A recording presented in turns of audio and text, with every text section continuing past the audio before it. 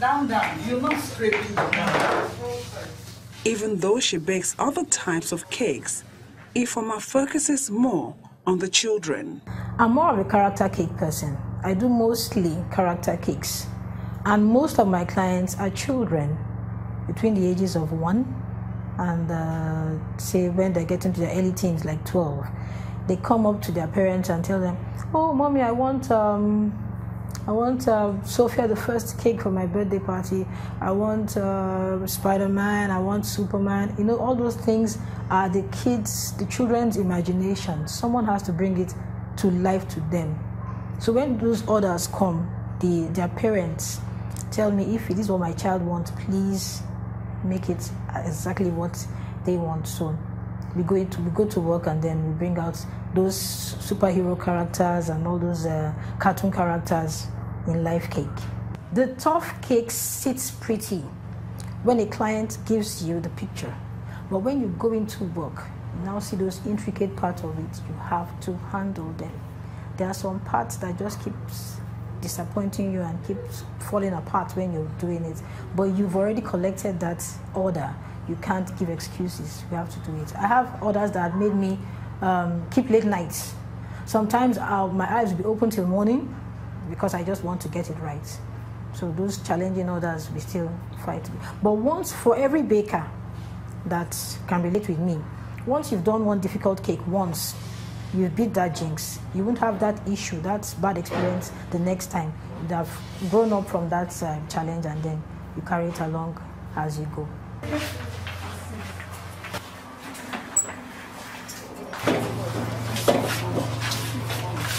Some of the trainees share the reasons behind their choice to learn cake making. I came all the way from Akwa Ibom State for this training.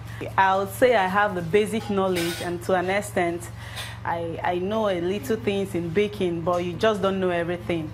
Out of this training, I want to improve my skills, so I believe that I'll be going back home with more knowledge and skills on how to handle this sugar and be more professional and do more beautiful works with it. Baking is what I've loved as a child. I grew up on my own baking in pots and old pots, and oven that I grew up using was sand. And I love to present cakes to my friends and families as birthday present or celebrating anything. I like giving them cakes, and I like to bake it myself.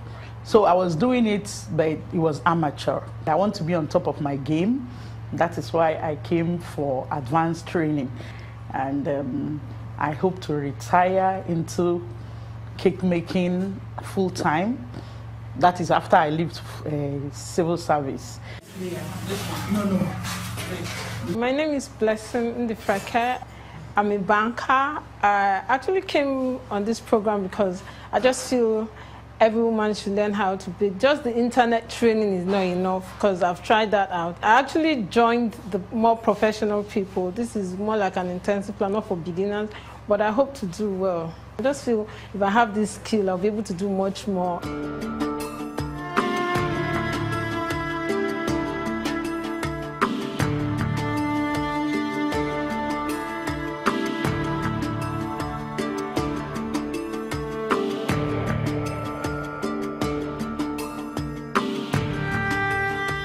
And how lucrative is this all-commerce mix and bake business? Baking in Nigeria, it's a multi-million naira business. Actually, cake making is a big deal because it involves creativity. Not everyone can create something. And when you can create, you count money. So it is a very good, it's a lucrative business. If you go for the proper training, you seek knowledge, and then give your clients the best. You have respect for the product that you make, and then you give your clients the best out of it.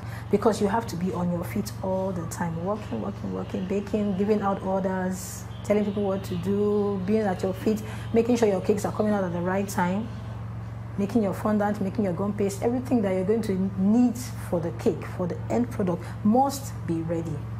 And like I always tell my students when I teach, there's no room for mediocrity when you're doing cakes. Everything should be on point the way they are meant to be. It's not easy to do other things manually. You need equipment. They are really capital intensive. You need to buy heavy-duty mixers, heavy-duty ovens. You need space. You really do need space where you can work and where you can train to. Cake making is very lucrative. In as much as you can give your clients what they want, not only in the look.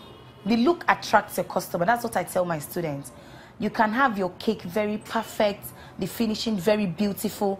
There are some people that are lovers of cake, and once they taste it, they don't have to swallow that cake before they know the quality of the cake.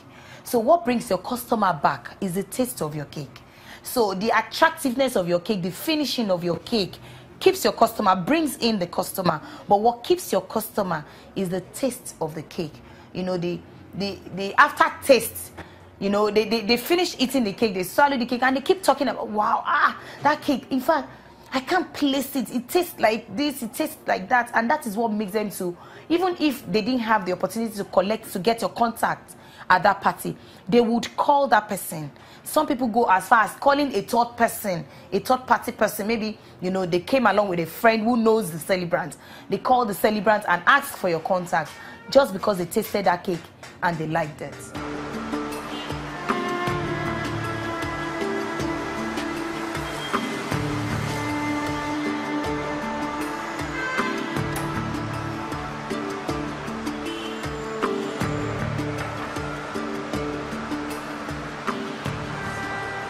No matter what level of income or expertise, these bakers and sugar crafters believe theirs is an industry that has come to stay.